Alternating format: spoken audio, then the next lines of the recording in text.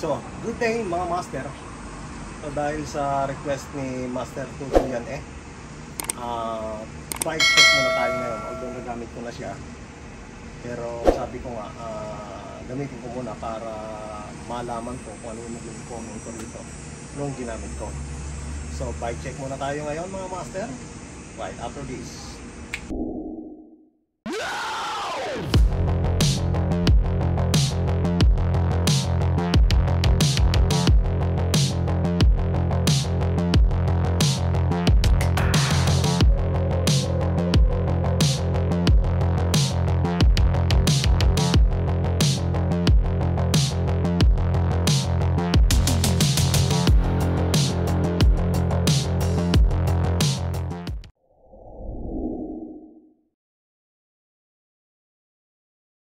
So yun mga master, so ito yung ipinalit ko sa dati kong bike, yung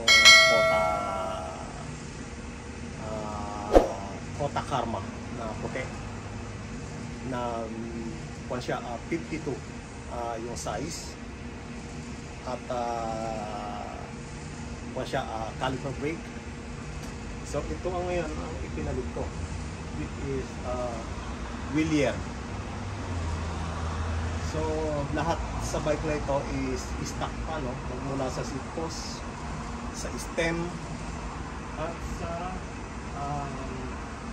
handlebar. So, ilapit ko kayo. So, ayan. Willier siya. Magmula sa seat post. Tapos, sa stem. At sa handlebar din, no? Tapos bago ko siya ginamit mga master, nirap ko muna. So yan, makikita nyo nakarap siya. Hanggang dito, nirap ko yung ibabaw, yung under ng top tube, yung ibabaw ng bottom tube, at yung ilalim. Tapos dito rin sa may fork. Tanggalin muna natin yung pinaka cover niya mga master. So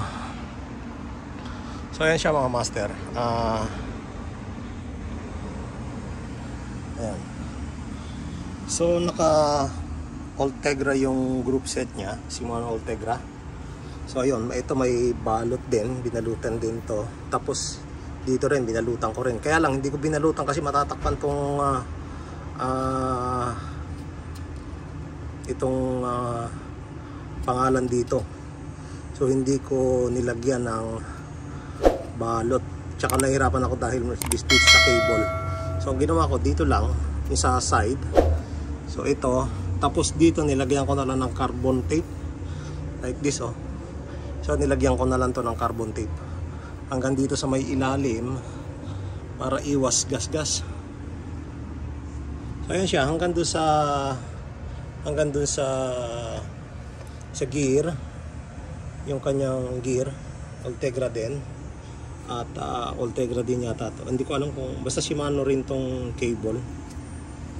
So ayan siya, Willier Tristan na GTR Team Disc. So naka disc brake na siya. And then ito nga pala mga master, dinagdag ko to, itong cable catcher. So para pagka tumalbog at nawala yung, nalaglag yung kadena, hindi siya dediretso roon sa pinakababa na magagasgas. So meron to. So mura lang to mga master. So yung isang para maingatan din natin yung ating mga carbon frame na magasgas. So yan, lagyan nyo ng chain catcher. Lalo pagka nalubak ka kasi tapos pumipidal ka, so may tendency tumalon yung kadena. So tapos fulcrum yung kanyang wheel set, no, yung pincher na naka 28 yung tire na Vittoria Rubino Pro. So 700 by 28C. So malaki siya. So dito rin sa may fork, binalot ko rin yan. So makikita nyo. And then may nilagay akong mga rubber. Ito yung mga master, maganda rin tong meron kayo nito, rubber protection dito sa lalo yung mga naka-expose pa yung cable ha.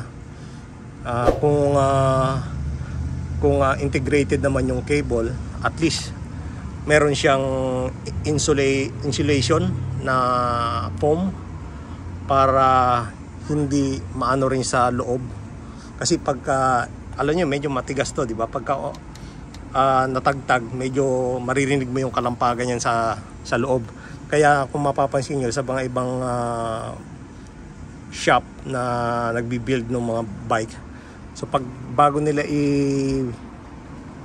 nilalagyan to nila ng ano sa loob ng insulation na foam, maliit lang, at least hindi kahit na tumama-tama doon sa body o sa frame sa loob, hindi siya umaalog. So ito yung sinasabi ko naman na rubber. So pinapasok lang yan para hindi magasgas itong dito sa may ano bang tawag dito, sa frame pa rin. Hindi ba mapapansin niyan pagka sa tagal na kada liko, so magagasgas. So mayroon yan buong paligid, no? So hanggang dito, ayan yung mga rubber nya. So hanggang dito nilagyan ko yan para hindi rin magasgas yung dito. So ito yung nilagay kong wrap. So DIY lang tong wrap na to mga master ha. Yung 3M lang yan, nabibili sa Amazon. Yan. Ito may ay hindi pala, kala ko bubble. Dumi. Gawa nung pagkakagamit ko ng ano. So ayan, ang size nito mga master is 54. Tapos nung ginamit ko na, ang medyo kuwang ko lang dito,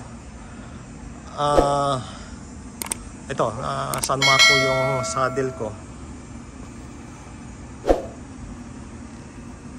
Ang medyo naging kuwang ko lang rito mga master, yung ano, yung ginamit ko nung last Saturday, nung nag-Niagara ako na napakainit. Lunes pala, nung Monday na napakainit. Hindi ko lang alam kung medyo mahaba yung stem dahil sumakit yung magkabila ko rito. Alam ko may connection yon dito sa handlebar. Baka kung mahaba siya masyado or kailangan kong igsian yung kanyang stem. So yun ang pinag-iisipan ko pa. And then yung saddle nga, pinalitan ko na tong saddle eh. Dati ang nakalagay rito na saddle yung San Marco rin na yung stock na saddle. So pinalitan ko nung bago kong yung isang saddle ko na San Marco. Ang comment ko lang dito sa isang bike na to, maganda to, medyo makapal yung padding niya. Itong tahi na to minsan kasi sumisira sa doon sa short mo, yung pinaka padding short mo, dahil nagagasgas dito sa mayroong tahi. Pero magandang gamitin to eh. Nagamit ko na to minsan din. Yun lang naging comment ko rito, yung nasisira yung short. So yan. At saka yung yung disc brake, meron kasi nagsasabi mas raw nila, mas prepared daw nila yung caliper, yung rim brake kaysa dito sa disc brake. Sa akin mas naging komportable akong gamitin tong disc brake kaysa doon sa rim brake, kasi ito kunting piga mo lang nakakapreno ka na, hindi nakakatakot doon sa kasi lalo pagka pababa. Alam mo yung pipiga ka ng medyo nakakangawit din sa kabay eh. So dito konting piga lang, so nakakapagpreno na, hindi mo naman pipigayin ng husto yung pero maganda kung sa pagpreno lang, konting piga lang, pinto na. So yun, tapos ito mga master ko na rin to, true axle na rin yung sa nito, sa gulong sa mga hub, hindi na yung skiwer. So yun, fulcrum, wheelset, Ultegra, and then stock lahat, stem, handlebar, seat post. Yun, size 54. Ayan ang ating bike. So sana nagustuhan nyo mga master yung aking mixing video lang para sa bike check. Ito mga dinagdag ko na lang to para doon sa GoPro, computer mount, tapos na mayroong lagayan ng ilaw sa ilalim, tapos yung sa cellphone ko handle. Hindi ito yung quad lock ha, iba yung sa quad lock. Yung sa quad lock kasi mas maganda yon, kaya lang medyo may kamahalan. Pag nagka-budget baka sakali palitan ko, pero so far okay naman ako rito kasi naro-rotate ko, maganda. So ayun lang mga master, sana nagustuhan nyo yung maiksi kong video na to. Marami pong salamat, ingat po lahat, peace.